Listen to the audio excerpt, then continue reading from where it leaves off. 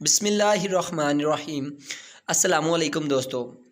حضور نبی کریم صلی اللہ علیہ وآلہ وسلم نے فرمایا، یہ بات جان لو، عورتیں اپنے شوہر کے ہاتھ خدا کی امانت ہیں، اس لیے مرد حق نہیں رکھتا کہ ان کو نقصان پہنچائے اور ان کے حقوق کو پامال کرے۔ بولنا سب کو آتا ہے، بس کسی کا اخلاق بولتا ہے، کسی کا دماغ بولتا ہے اور کسی کی زبان بولتی ہے۔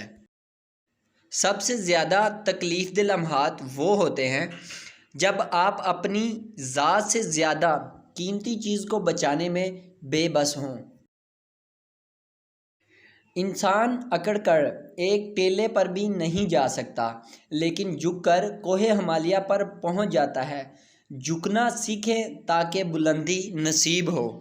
پیٹھ پیچھے اگر کوئی بات چلے تو گھبرانا نہیں، کیونکہ بات انہی کی ہوتی ہے جن میں کوئی بات ہوتی ہے۔